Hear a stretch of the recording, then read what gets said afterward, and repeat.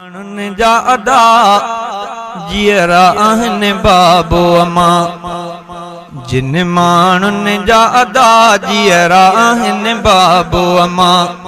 उहे हन भाग भरिया उहे हन भाग भरिया तिन जे छा भागनि ते लिखां जिन माण्हुनि जा अदा जियरा आहिनि बाबो अमा पंहिंजे बाबे अमा साण सदा सोना हलो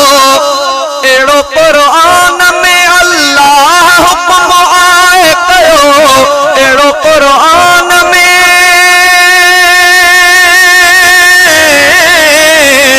एड़ो कुरान में अल्लाह हुक्म आए कयो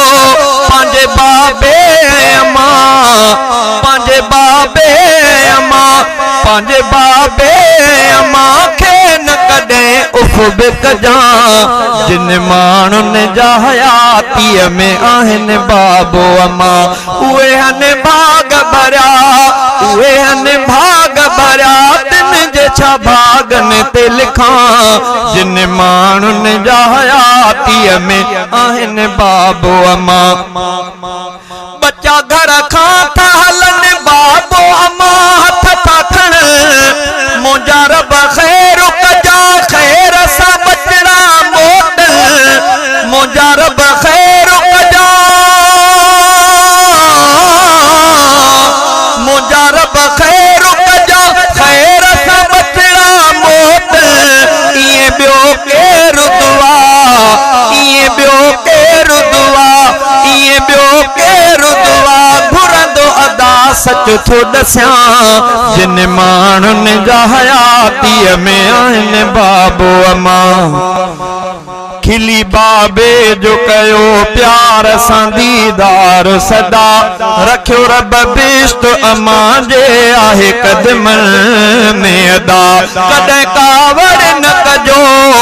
कॾहिं कावड़ न कजो पंहिंजे अबे माउ मथां जिन माण्हुनि जा हयातीअ में आहिनि बाबो अमा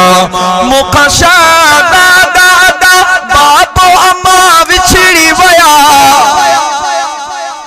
मूंखां शादा दादा बाबो अमा विछड़ी विया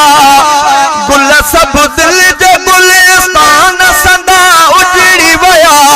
करे अॼु यादि उन्हनि खे थो घणो रोई पवां करे अॼु यादि उन्हनि करे अॼु यादि उन्हनि खे थो घणो रोई पवां जिन माण्हुनि जा अदा जियरा आहिनि बाबो अमा उहे हन भाग भरिया उहे हन भाग भरिया तिन जे छा भागनि ते लिखां जिन माण्हुनि जा अदा जियरा आहिनि बाबो अमा।